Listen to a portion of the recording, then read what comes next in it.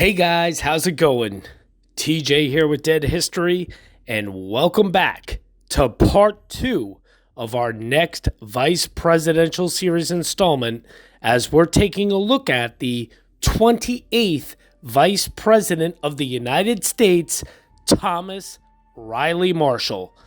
I hope you enjoyed part 1 yesterday. It was, obviously pretty long. It was about an hour or so long. Taking a look at the early life and then rise in politics and his law career and that sort of thing. This part 2 will probably be about the same length, 45 minutes to an hour.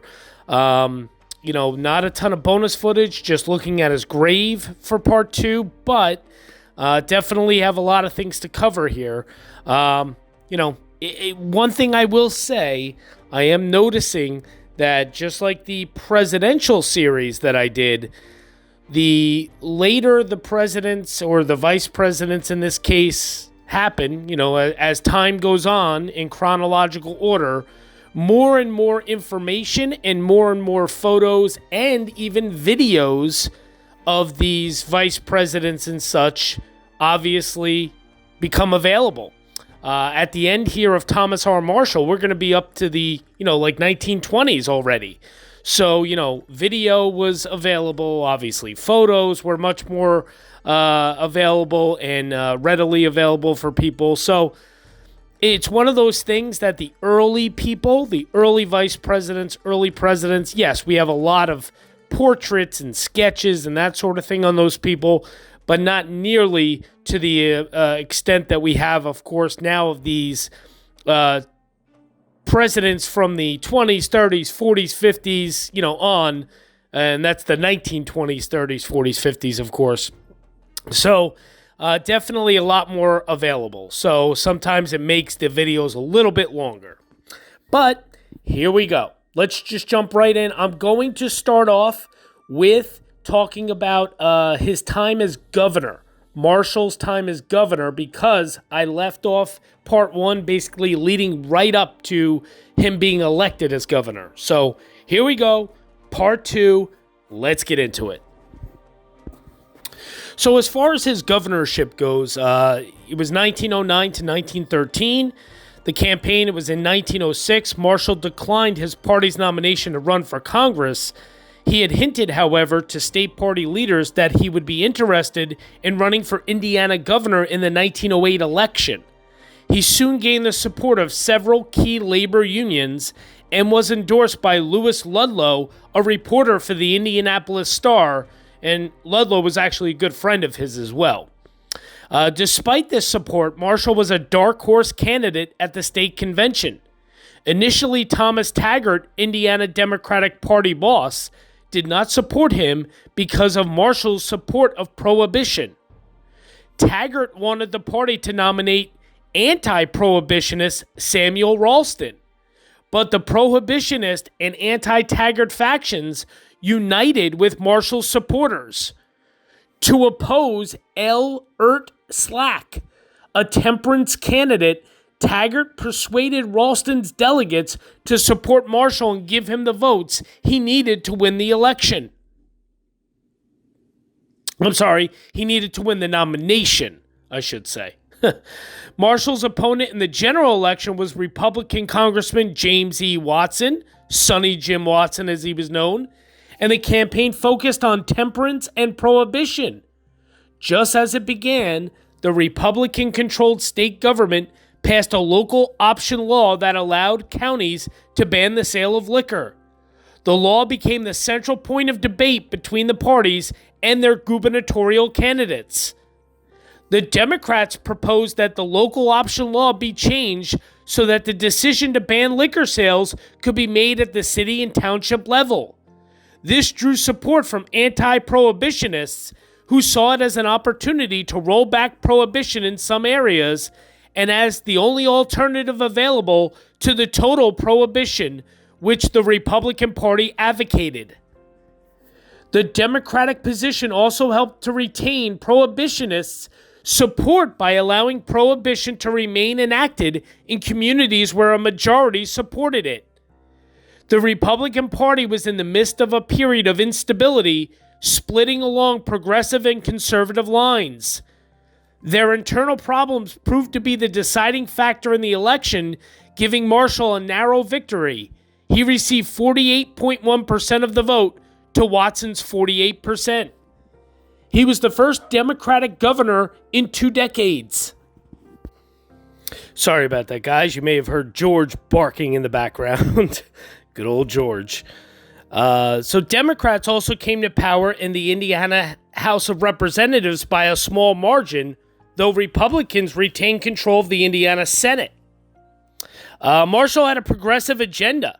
Marshall was inaugurated as governor of Indiana on January 11th of 1909, and since his party had been out of power for many years, its initial objective was to appoint as many Democrats as possible to patronage positions. Marshall tried to avoid becoming directly involved in the patronage system. He allowed the party's different factions to have positions and appointed very few of his own choices. He allowed Taggart to manage the process and pick the candidates, but signed off on the official appointments. Although his position on patronage kept peace in his party, it prevented him from building a strong political base. During his term, Marshall focused primarily on advancing the progressive agenda.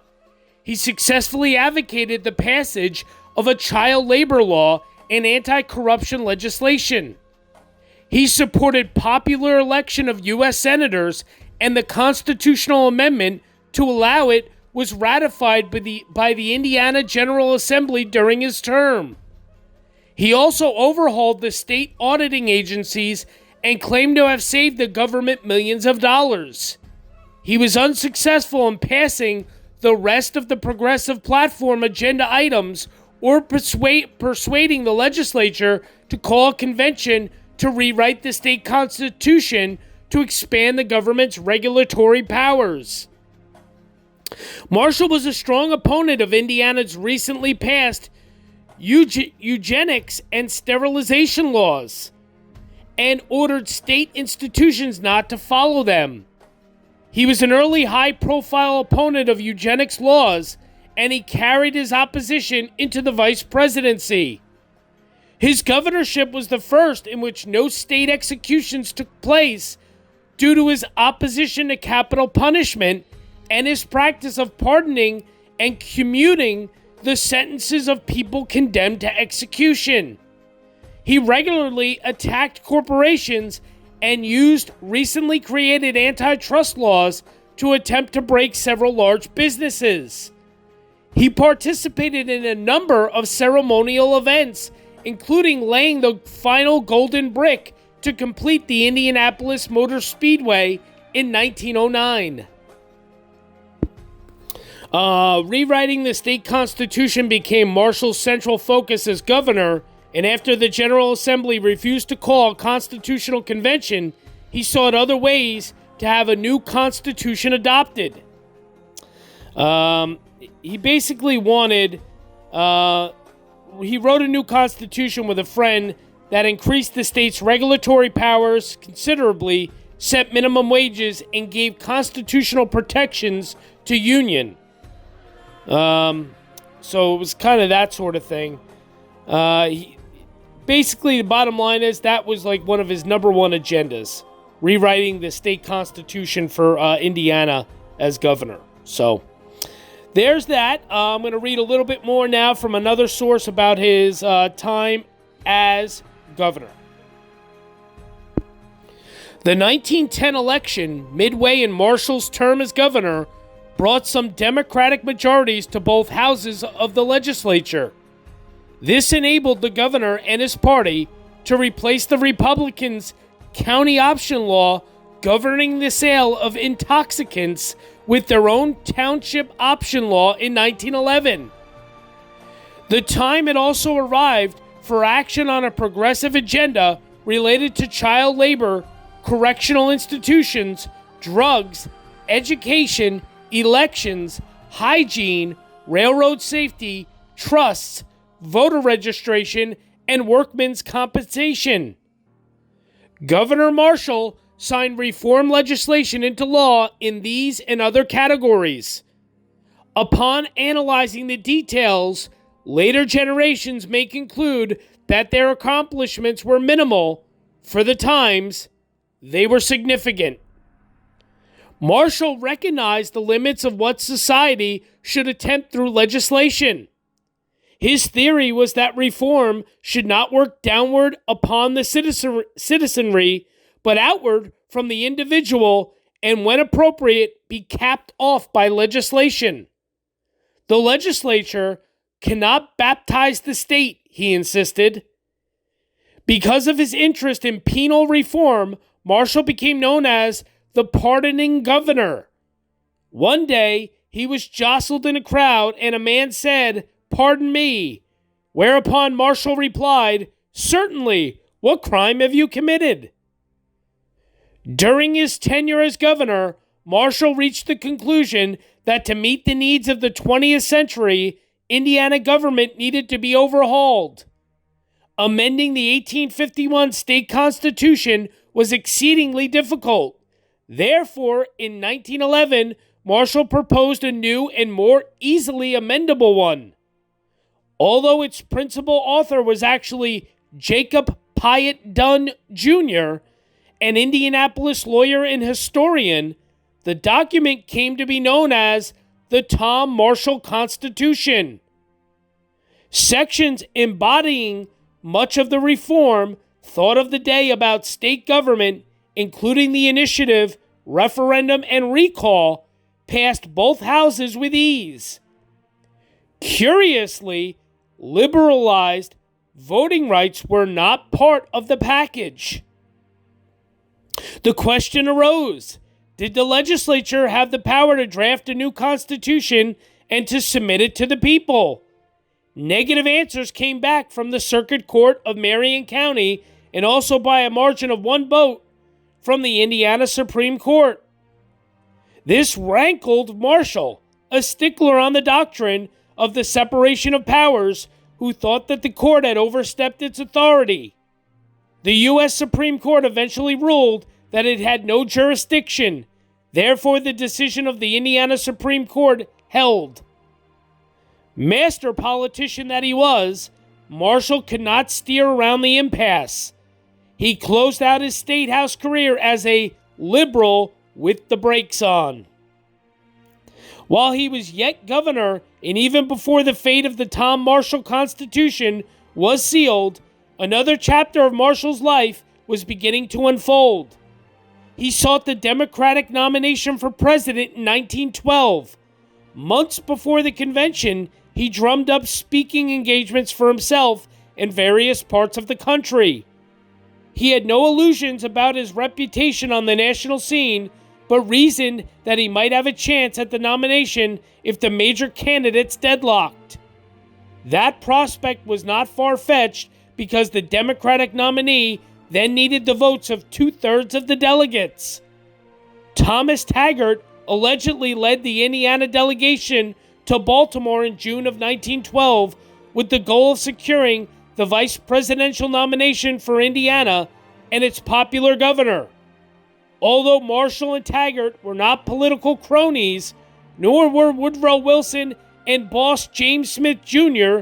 of New Jersey. The fifth man to be nominated at Baltimore, Marshall received only 1 vote from beyond Indiana in the initial balloting. On the 10th ballot, Champ Clark of Missouri received a majority of the delegates' votes, but could not muster enough to clinch the nomination. The convention deadlocked. On the 28th ballot, Indiana switched all but 1 of its votes to Wilson. Marshall's biographer offered the explanation that Taggart used the occasion to gain favor for a vice presidential slot for Marshall, and further, that Taggart also used his influence with delegations from Illinois and other states to push Wilson over the top and to shore up support for a Wilson-Marshall ticket. On the 46th ballot, Wilson received the necessary 2/3 majority. The vice presidential nomination for Marshall then came easily. It made political sense to counterbalance a liberal Easterner of Southern birth with a popular Midwestern liberal. with the brakes on. Marshall was not a confidant of Wilson, but Wilson acquiesced in the selection of his running mate. During a vigorous campaign, Wilson and Marshall traveled the country separately, focusing on the tariff and the trusts.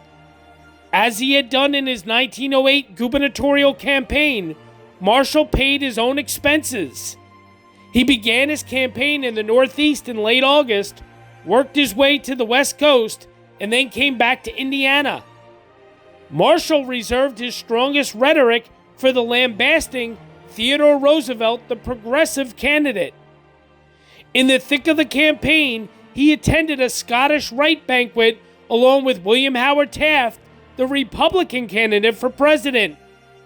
The Democratic ticket won overwhelmingly in the Electoral College. So, of course, as I always like to do, I take a look at the election that got the vice president elected. It was the election of 1912, as we just said. It was Woodrow Wilson, the Democrat, with his running mate, Thomas R. Marshall. Theodore Roosevelt was the progressive Bull Moose Party candidate, with his running mate, Hiram Johnson. And then the Republican candidate was William Howard Taft, with his running mate, Nicholas M. Butler. There was also a Socialist Party candidate, Eugene V. Debs. He had his running mate, Emil Seidel. So it wasn't really very close. The popular vote was 41.8% in favor of Wilson and Marshall. They had over 6.2 million popular votes. The Electoral College, they had 435 electoral votes. The closest in second was Theodore Roosevelt with 88. Wilson and Marshall carried 40 states. 40. So they pretty much won this election in a landslide.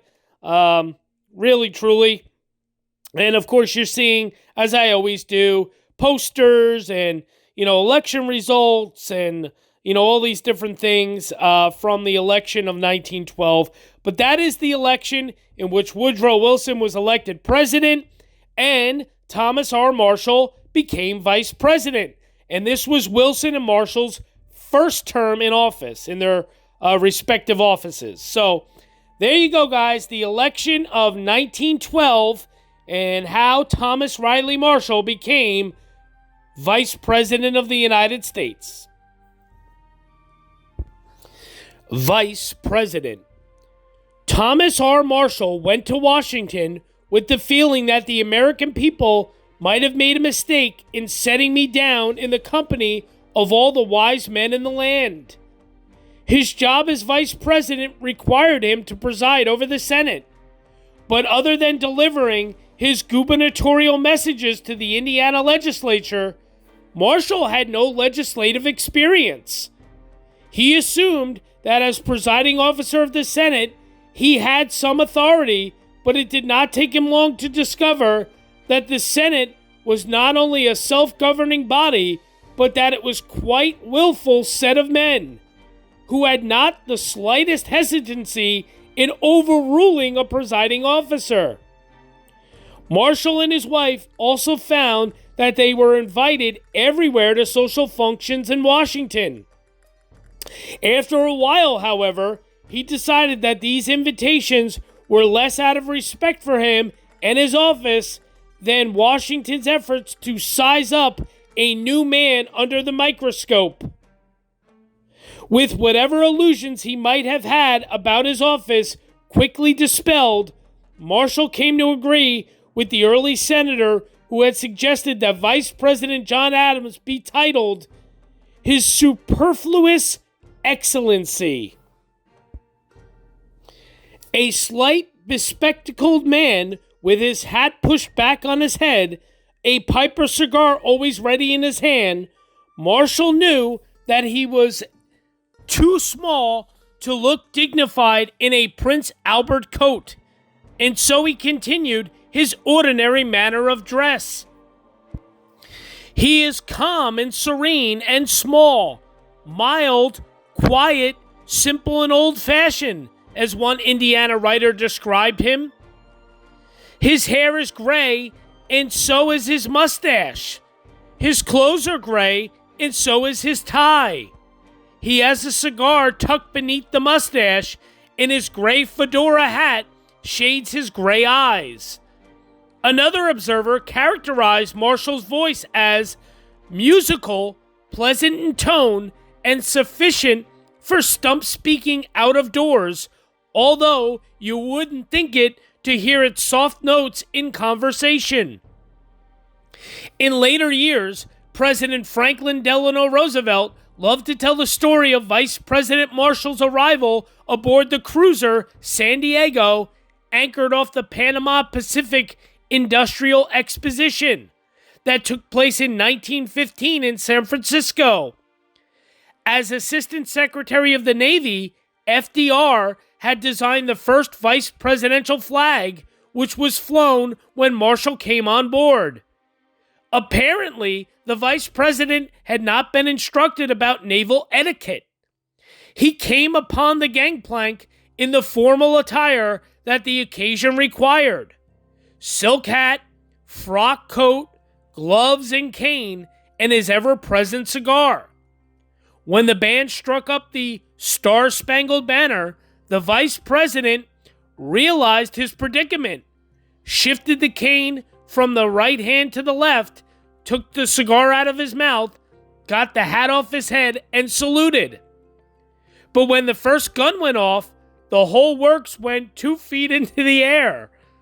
After the hat, gloves, cane, and cigar were retrieved, Marshall tried to shake hands with the first saluting sailor he approached. By that time, Roosevelt recalled, the admiral and I had sprinted across the deck and rescued the vice president. Later at the exposition, Roosevelt and Marshall watched a motion picture that included the scene aboard the cruiser.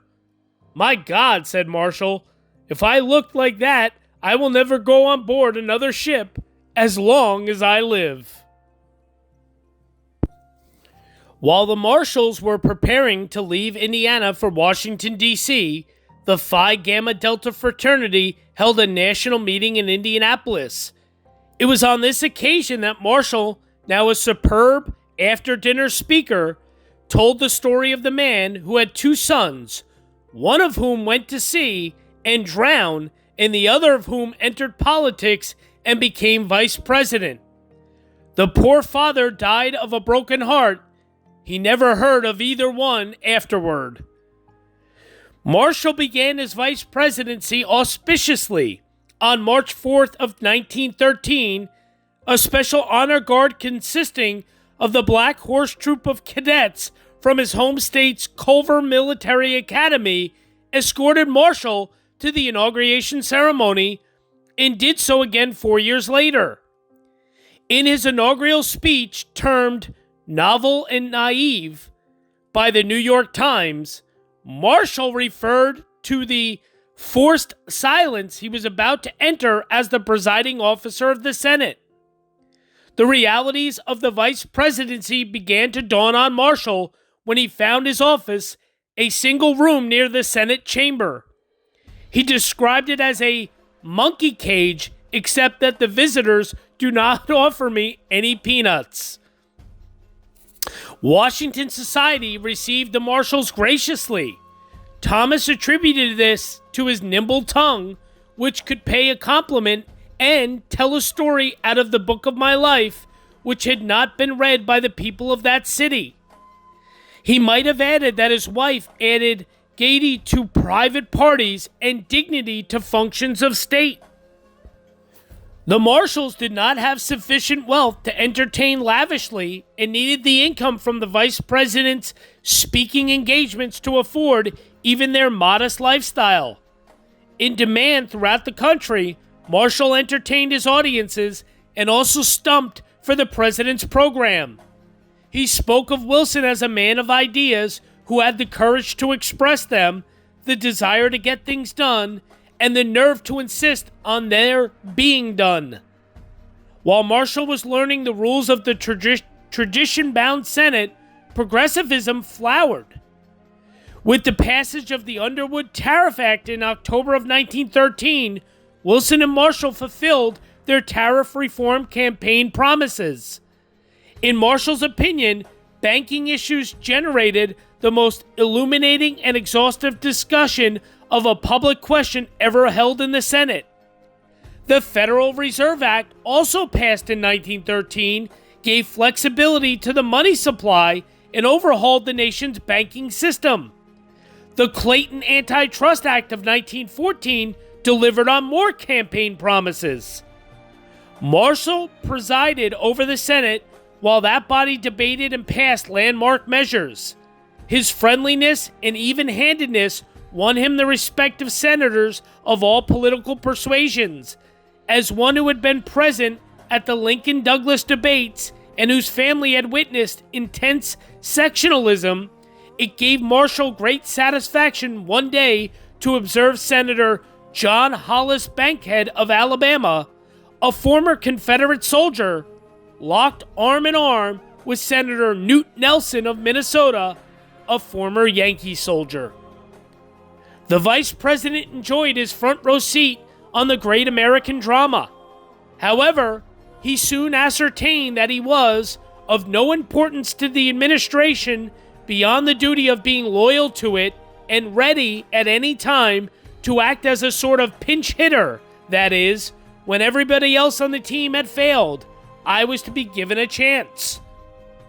He therefore decided to accept the situation, to take it in a good-natured way, to be friendly and well-disposed to political friend and foe alike, to be loyal to my chief, and at the same time not to be offensive to my associates, and to deal justly with those over whom I was merely nominally presiding.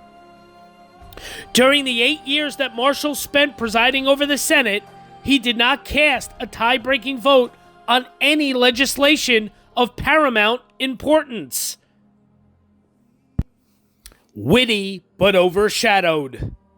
From these descriptions, it is not surprising that Vice President Marshall gained a reputation as a rustic provincial. He also won notice for his folksy stories and down-home wit. In those days, the Capitol guides escorted visitors through the corridor behind the Senate chamber. Whenever the vice president left the door to his office open, he could hear the guides pointing him out as if he were a curiosity. One day he went to the door and said, "If you look on me as a wild animal, be kind enough to throw peanuts at me." Seeking more space and more privacy, Marshall requested and received an office in the recently opened Senate office building where he could put his feet on the desk and smoke. Compared with the president or even the Speaker of the House, Vice President Marshall could boast few perquisites of office. He had to share his small quarters in the Capitol with a secretary and stenographer. His $12,000 annual salary compared poorly with the president's $75,000 stipend, and he lacked travel and housing allowances. Awarded an automobile and a $1,000 per year chauffeur, Marshall had to finance auto repairs from his personal resources. Each of the recent vice presidents had accepted from the Senate a solid silver inkstand as a memento of their office, but Vice President James Sherman had declined the honor, leaving Marshall to wrestle with the inevitable questions of propriety.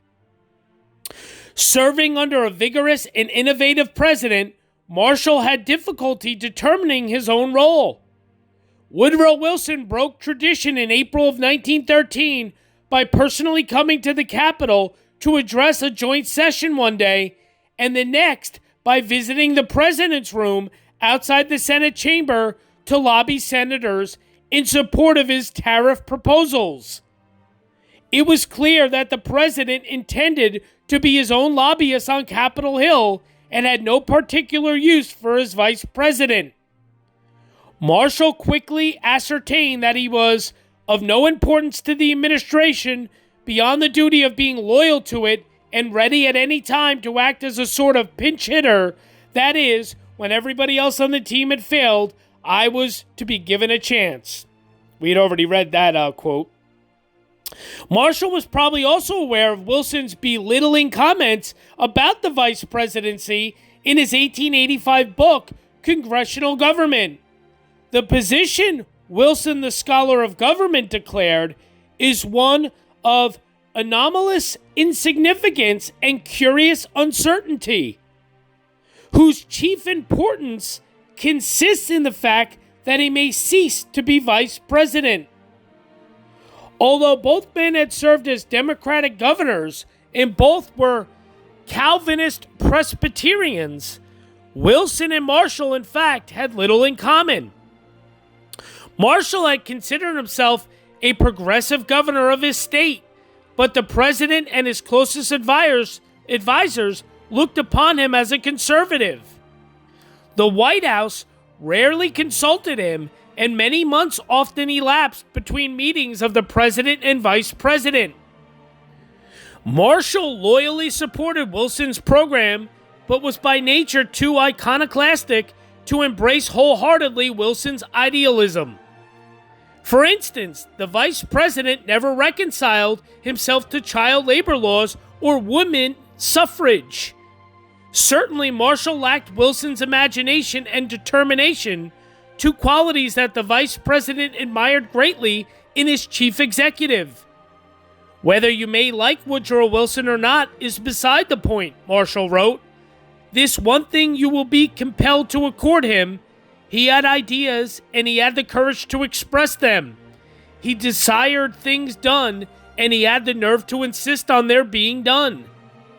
Even in the Senate, Marshall was overshadowed by his two fellow Indianans, both progressive Democrats. Indiana's senior senator was Benjamin Shively, who Marshall described as one of the finest specimens of physical manhood in the Senate.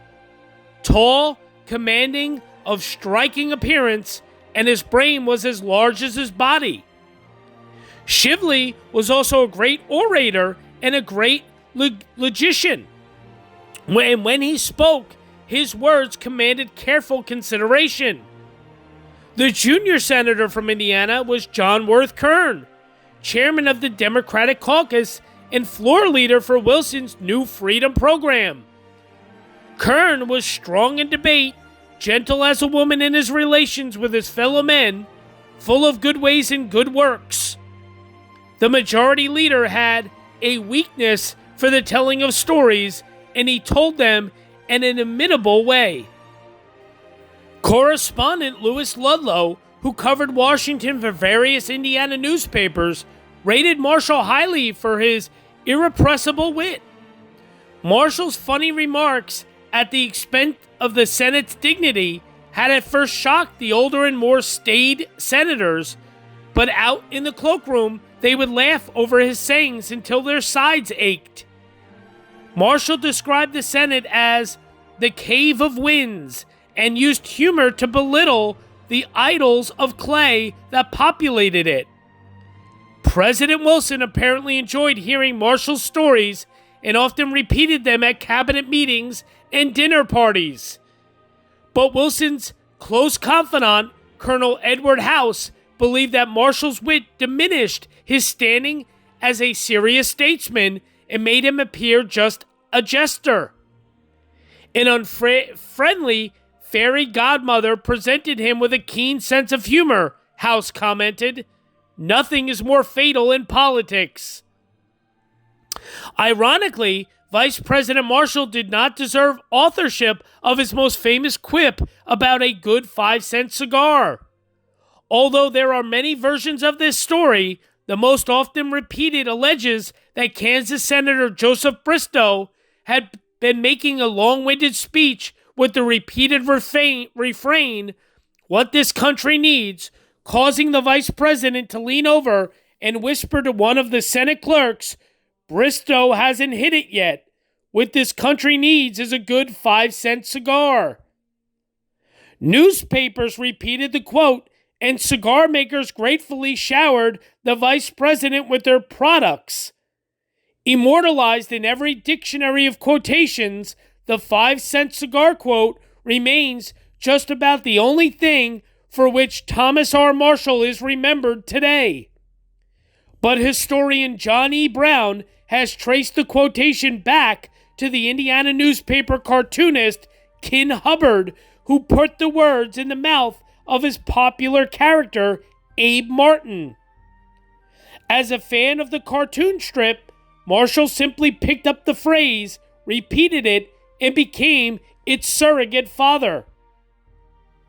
In 1916, the Democratic Convention renominated Wilson and Marshall. Wilson gave a little indication whether he wanted to retain or replace Marshall. In late 1915, Arizona Senator Henry F. Ashurst had learned of a plan to ditch Marshall from the ticket and had called on the president to endorse Marshall for a second term. But Wilson simply replied, "I have a very high regard for Vice President Marshall, and I wish you would tell him so." When the senator pressed harder, asking if he could say that President Wilson was for Marshall's renomination, Wilson gurgled out a positive response. Nevertheless, Secretary of War Newton Baker had the strong impression that the president would have preferred him for a running mate. Meanwhile, Marshall had increased his income by giving numerous after-dinner talks on the lecture circuit whenever Congress was not in session and had made himself a nationally popular figure. With a difficult re-election campaign ahead, the Democrats hesitated to drop the well-liked, if not necessarily well-respected, vice president from the ticket. In November, Wilson and Marshall won a narrow victory over the Republican ticket of Charles Evan Hughes and Charles Fairbanks, also from Indiana, which went Republican in the election.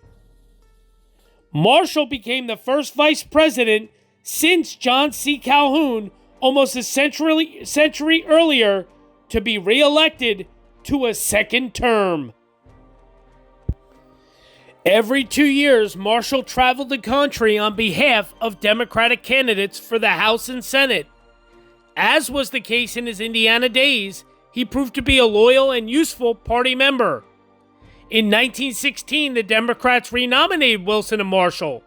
The Republicans nominated Charles Evan Hughes for president and Charles W. Fairbanks as his running mate.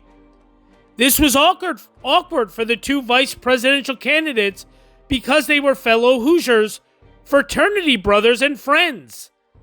The Democrats ran on their reform record, but by election day, the war in Europe overshadowed domestic issues. Both Marshall and Wilson failed to carry their home states.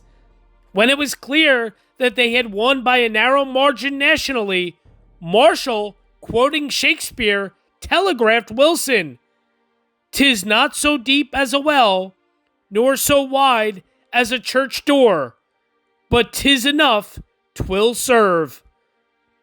The two men exchanged pleasantries, but no deep relationship developed that could be counted upon to sustain them through a serious crisis. The 1916 victory made Marshall the first vice president since John C. Calhoun to be re-elected. Marshall's recollections provides commentary on events leading to the American Declaration of War on April 6th of 1917. The war itself and its aftermath. Nothing what transpired caused Marshall to revise the conclusions he had reached earlier about the vice presidency. So real quick, just taking a look at the 1916 presidential election. That was Woodrow Wilson with his running mate Thomas R. Marshall going for re-election for their second term. They went up against the Republicans, Charles Evan Hughes and Charles W. Fairbanks. And it was close. The electoral vote count was 277 to 254 in favor of Wilson and Marshall. 30 states to 18 carried for Wilson and Marshall. The popular vote was 9.1 million to 8.5 million, 49.2% for Wilson and Marshall. So they won, but it was not a big victory. It was narrowly won. They definitely squeaked this one out, so to speak. So that was the 1916 election. That won Woodrow Wilson his second term. He was reelected, and it won Thomas R. Marshall his second term as vice president, being reelected to the vice presidency. So there you go. That started off the second term for Wilson and Marshall.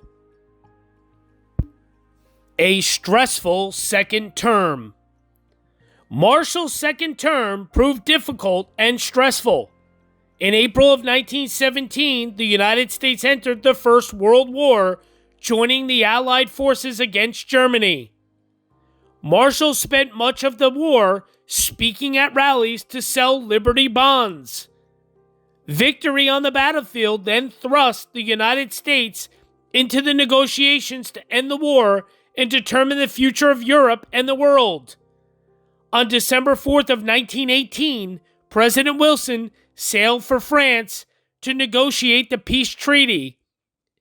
Except for the few days between February 24th and March 5th of 1919, Wilson remained out of the country until July after the Treaty of Versailles had been signed.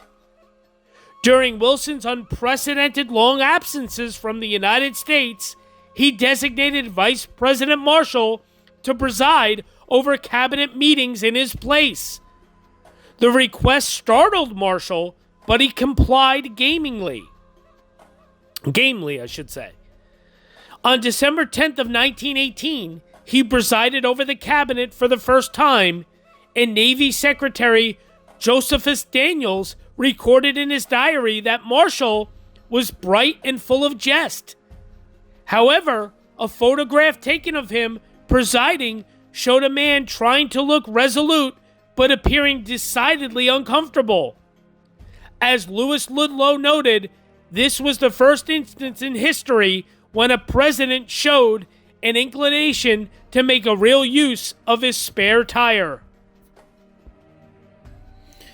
Marshall presided only briefly over the cabinet, withdrawing after a few sessions on the grounds that the vice president could not maintain a confidential relationship with both the executive and legislative branches. Still, he had established the precedent of presiding over the cabinet during the president's absence, making it particularly difficult to understand why he failed to carry out the same duty in October of 1919 after Wilson suffered a paralytic stroke. Initially, Wilson's wife Edith, his personal physician Admiral Cary Grayson, and his secretary Joe Tumulty kept the vice president, the cabinet, and the nation in the dark over the severity of Wilson's illness. Noting with understatement that the 18 months of Wilson's illness were not pleasant for him, Marshall recalled that the standing joke of the country was that the only business of the vice president is to ring the White House bell every morning and ask what is the state of health of the president. In fact, Marshall was admittedly afraid to ask about Wilson's health for fear that the people would accuse him of longing for his place.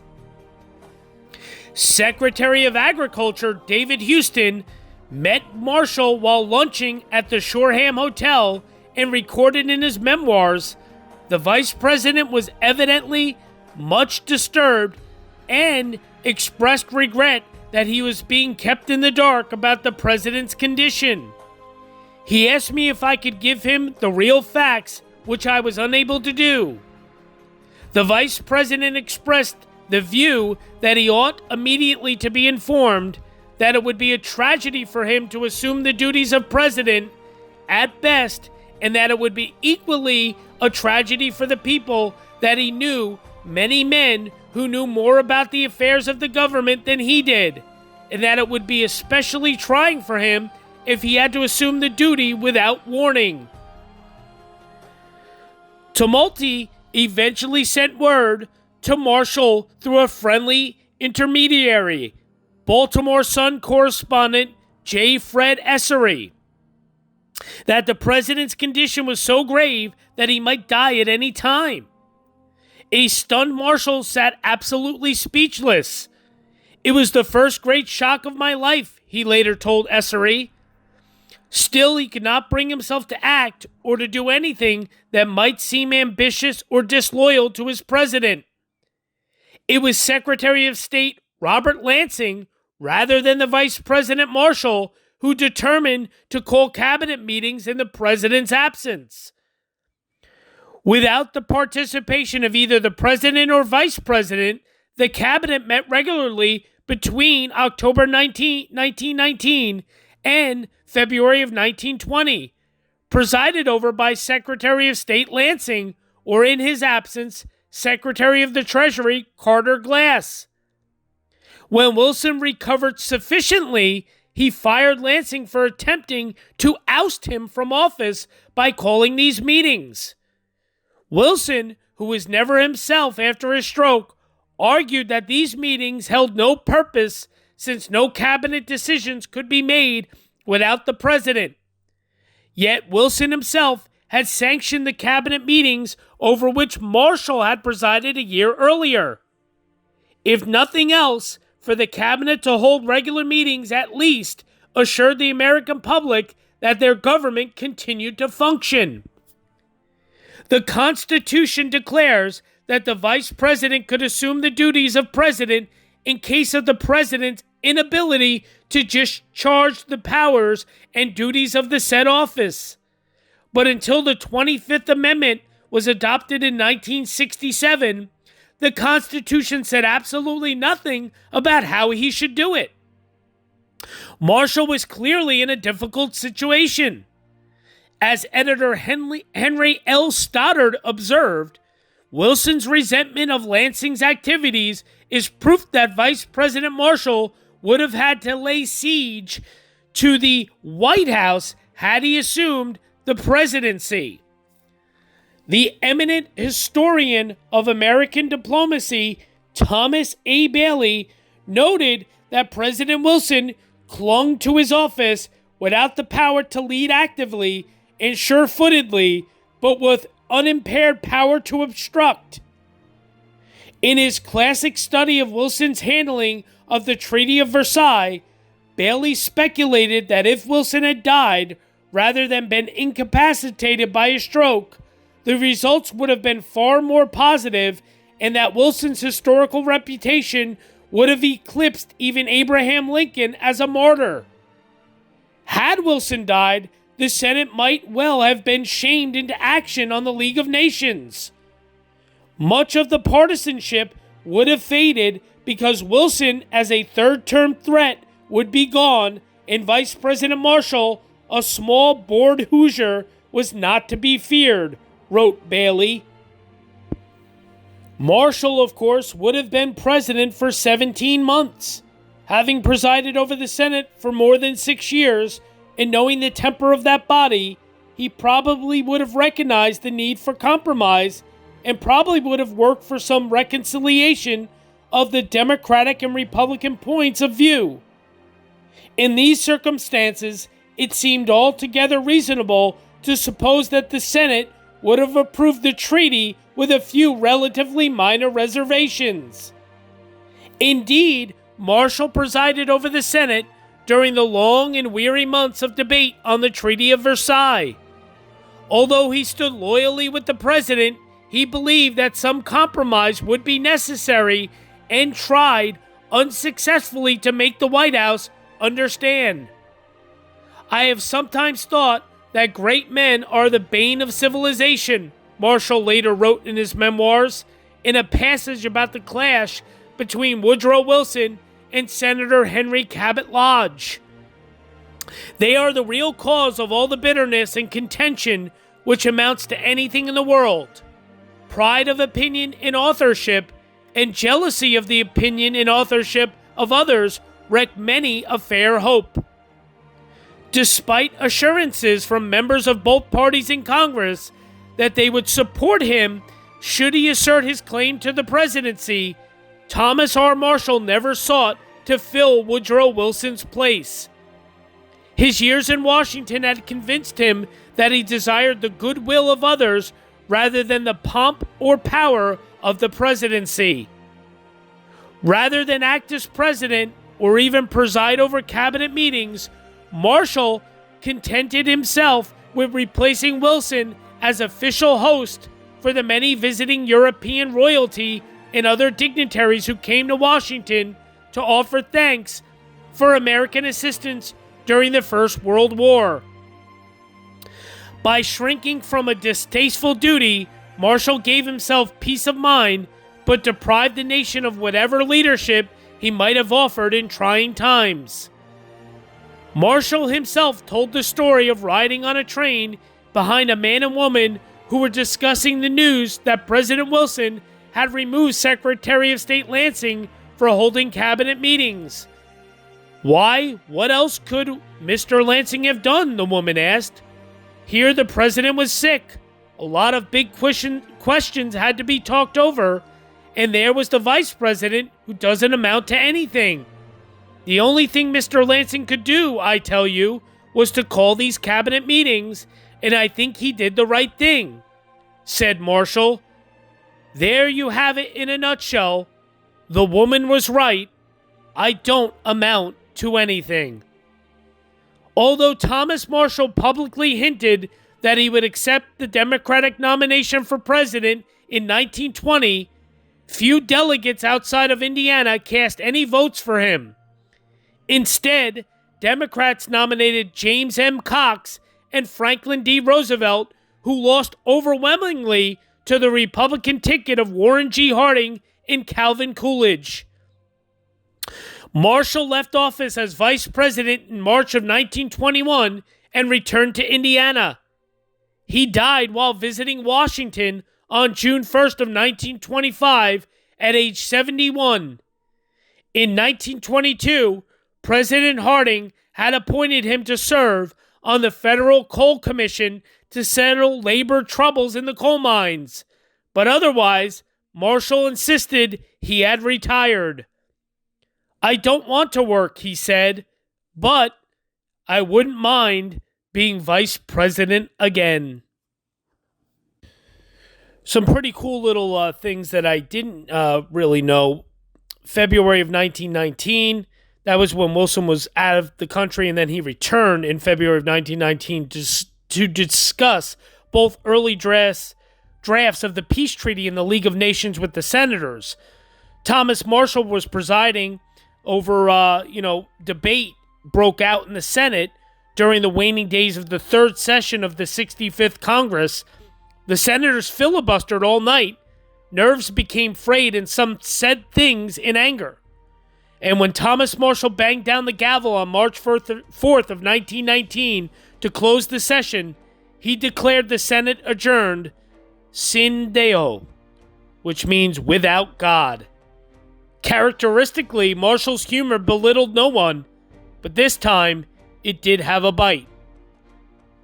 And then it goes into, obviously, the stroke of, the paralytic stroke of Woodrow Wilson. And I also read that the vice president repeatedly tried to visit the stricken president and the ill President Wilson, but was not allowed to see him until his last day in office, which was March 4th of 1921. That was the only time he was allowed and able to go visit Wilson. ThomasRMarshall, that is. Pretty crazy. Then just some more stuff that we already covered about the illness of Wilson, the cabinet meetings, the very, kind of predicament and interesting situation it put ThomasRMarshall in.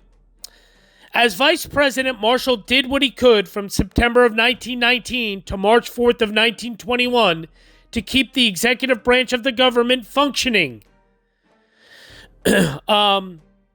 Ratified in 1967, Amendment 25 of the U.S. Constitution addresses the issue of the incapacitation of the president and the transfer of powers to the vice president. Marshall hosted foreign dignitaries with Republican dignity. While presiding over the Senate, he remained loyal to the president's objective of supporting the League of Nations.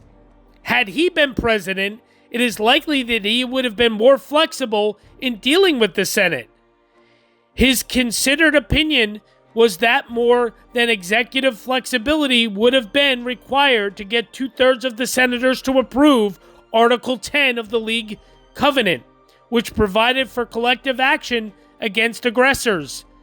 Marshall was not proud of his nation's rejection of the League of Nations.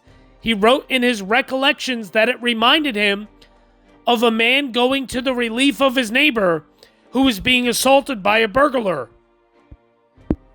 After he had assisted in throwing the burglar out of the house, although his neighbor was wounded and in sore stress, he picks up his hat, says goodnight, and goes home. Following the Republican National Convention of June of 1920, Marshall greeted his possible successor, Calvin Coolidge, with a message of commiseration. His telegram read, "Please accept my sincere sympathy." Only for fleeting moments following the Vice Presidency did Marshall entertain thoughts of continuing his political career. He moved back to Indianapolis and used his time to travel, speak, and write. In 1925, he offered to the public Recollections of Thomas R. Marshall, Vice President and Hoosier philosopher, a Hoosier salad, in the hope, as he explained in the front matter, that the tired businessman, the unsuccessful golfer, and the lonely husband whose wife is out reforming the world may find therein a half-hour's surcease from sorrow. He also served as a trustee of his alma mater, Wabash College. In 1922, President Harding appointed Marshall to the U.S. Coal Commission. Marshall died on June 1st of 1925 of a heart attack while on visit to Washington, D.C. The body was returned to Indianapolis and is buried in Crown Hill Cemetery. The Marshalls had no children. John D. Hicks' decades-old assertion that Marshall was perhaps the most popular vice president the country ever had still holds. So we're going to be wrapping this up. I know it's getting long here. However, I do want to say that there is a couple cool things I want to talk about. How about an assassination attempt on Thomas R. Marshall? Yeah. You know how I love these, well, I shouldn't say that. That's a terrible word to use. I don't love assassination attempts. I just find them extremely interesting. So, on the evening of July 2nd of 1915, Erich Munter, a one-time German professor at Harvard and Cornell universities who opposed American support of the Allied war effort, broke into the U.S. Senate and, finding the door to the Senate chamber locked, laid dynamite outside the reception room, which happened to be next to Marshall's office door. Although the bomb was set with a timer, it exploded prematurely just before midnight while no one was in the office. Munter may not have been specifically targeting the vice president. On July 3rd, Munter, who went under the pseudonym Frank Holt, burst into the Glen Cove, New York home of Jack Morgan, son of financier J.P. Morgan, demanding that he stop the sale of weapons to the Allies. Morgan told the man he was in no position to comply with his demand. Munter shot him twice non-fatally and escaped. Munter was later apprehended and confessed to attempted assassination of the vice president. Marshall was offered a personal security detachment after the incident but declined it. Marshall had been receiving written death threats from numerous cranks for several weeks.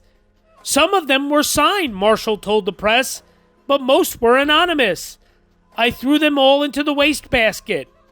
Marshall added that he was more or less a fatalist and did not notify the Secret Service about the letters, but that he naturally was startled when he heard of the explosion at the Capitol.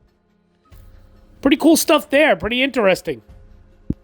Another cool story I had read, Marshall's wife Lois was heavily involved in charitable activities in Washington and spent considerable time working at the Diet Kitchen Welfare Center, providing free meals to impoverished children.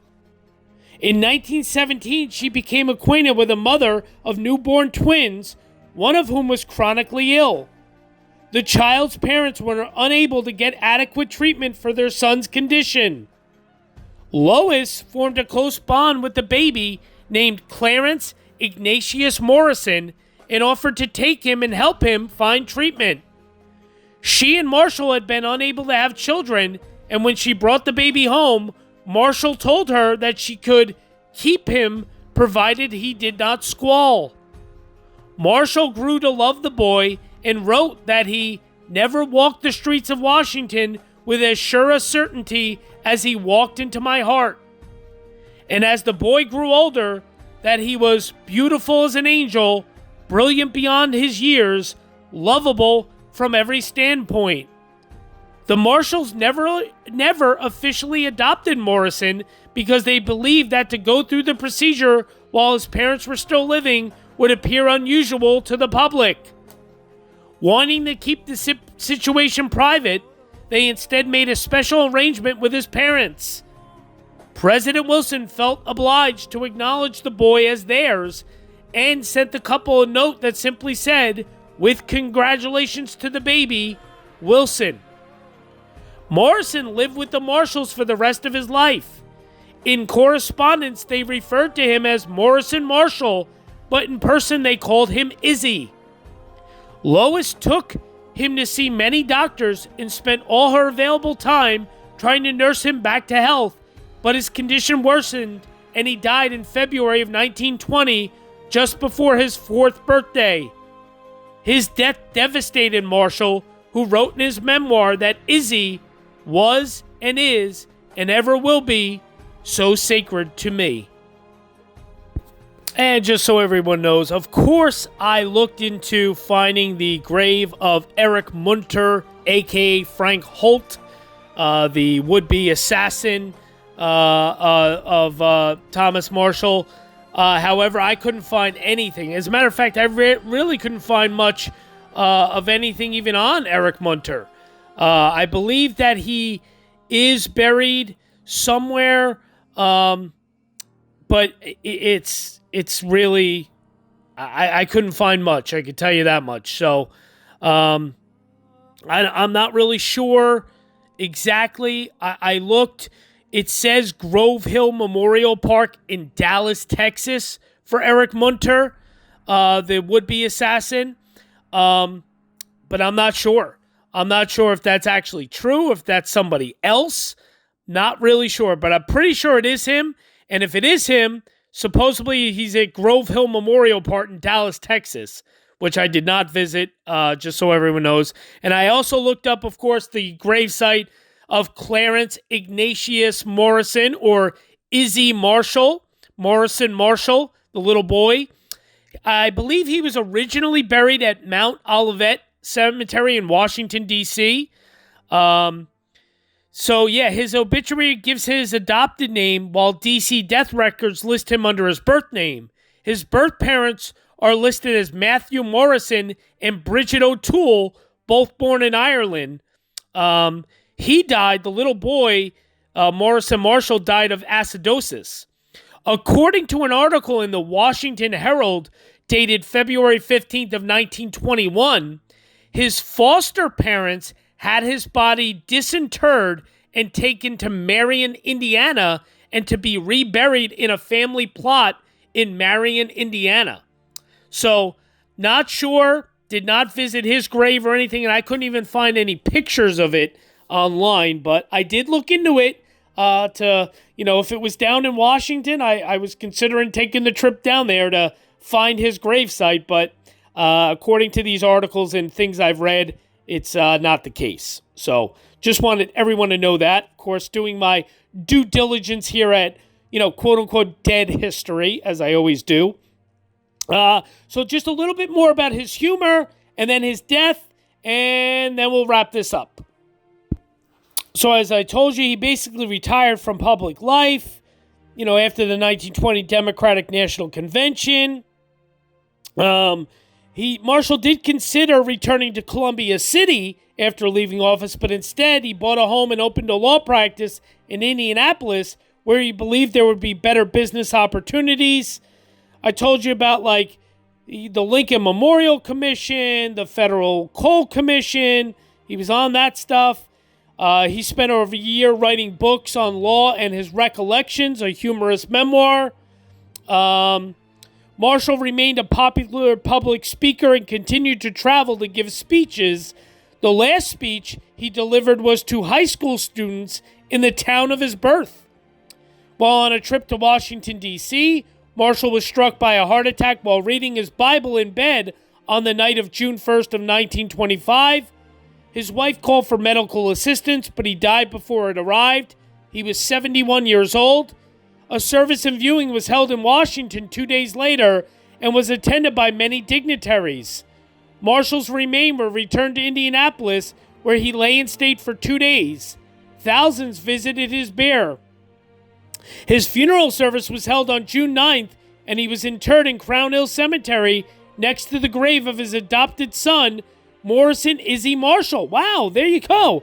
I didn't even know that before I just read that. Holy cow. Lois Marshall moved to Arizona and remained widowed for the rest of her life, living on her husband's pension and the $50,000 she earned by selling his memoir to the Bobbs Merrill Publishing Company. She died in 1958 and was interred next to her husband. And holy cow, I'm looking at my pictures of the tomb of Thomas Marshall. And yeah, Morrison Marshall is interred there inside the tomb. I had no idea. That is awesome. So I'm going to show you guys that in a few minutes more in detail. But that, what a find for me. I didn't even read ahead at what I was reading. That is so cool. So, now about his humor. Marshall was known for his quick wit and good sense of humor.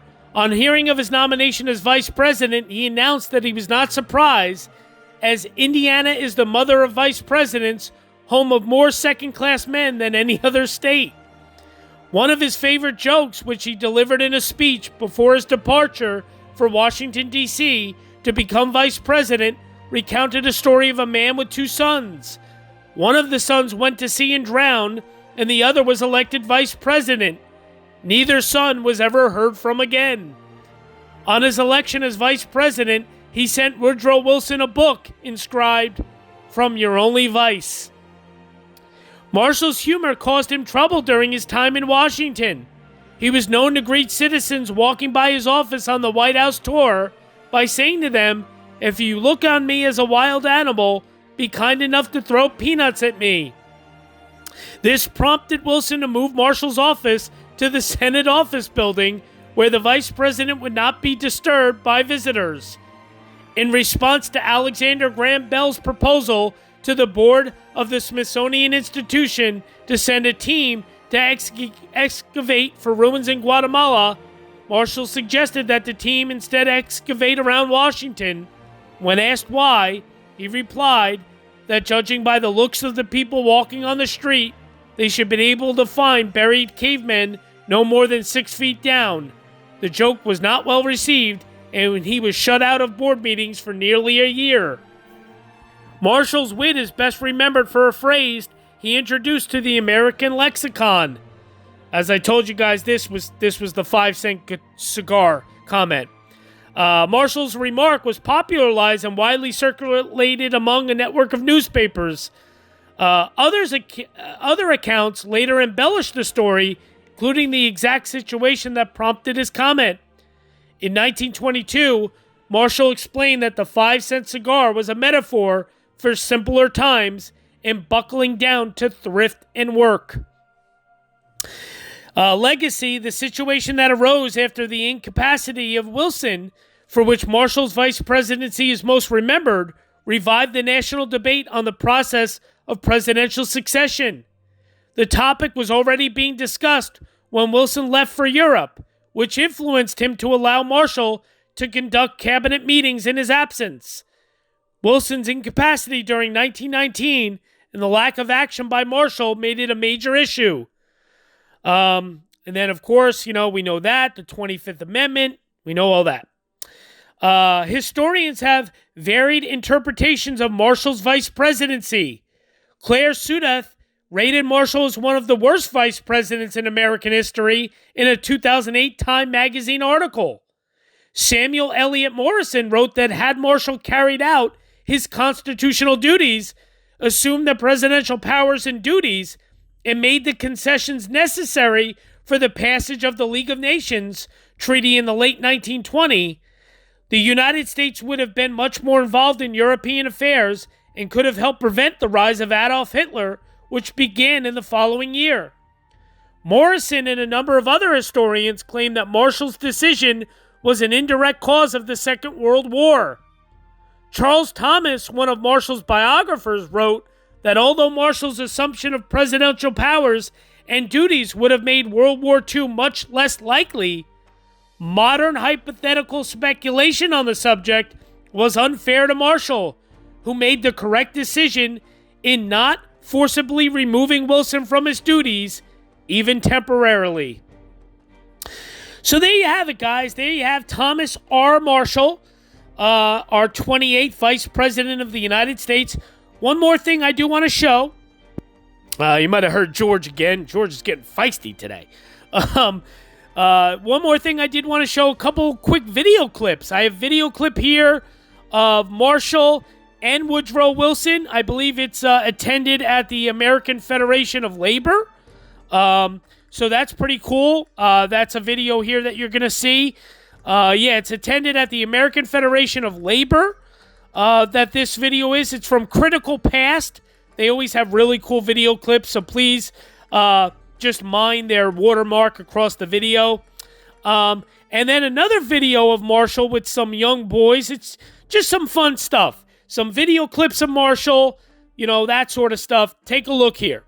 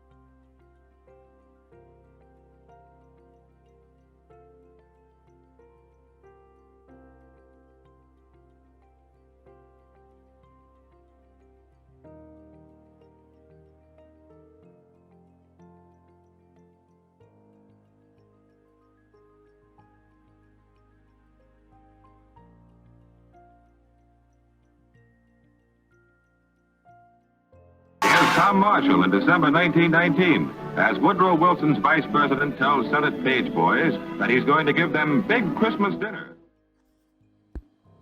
And there you have it. some fun videos and that sort of thing of Thomas R. Marshall.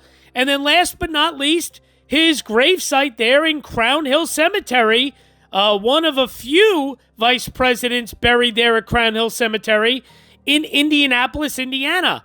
And the cool thing that I just learned a few minutes ago, his basically not officially adopted, but kind of his fostered son, Marshall Morrison, or I should say Morrison Marshall is actually the proper way. Morrison Marshall, Clarence Ignatius Morrison, Izzy, he's buried right there. You're seeing like a close-up of his interment there in the Marshall Mausoleum, the tomb there at the Crown Hill Cemetery. So very cool that I didn't even realize that I visited the little boy, but I did. Very cool stuff. And then, of course, you're seeing a couple photos of mine of the Marshall, gravesite there in Crown Hill Cemetery in Indianapolis, Indiana. So stay tuned. I will show you all of my photos for bonus footage there of Thomas R. Marshall's mausoleum tomb there at Crown Hill Cemetery. So stay tuned for that. And again, guys, thank you so much. Thank you for the support. Thank you for the likes, the comments, the questions, everything you guys do, the subscribes. I cannot thank you enough. So appreciate it. Thank you so much. And of course, stay tuned for next week. We're going to be taking a look at not our 29th vice president, because that's Calvin Coolidge. We're actually going to be taking a look at our 30th vice president of the United States. Yes, that's right. And that actually is Charles G. Dawes. So stay tuned for that next week. Thanks, guys. Thank you so much. Hope you enjoyed this look at Thomas R. Marshall. See you next week. Bye-bye now.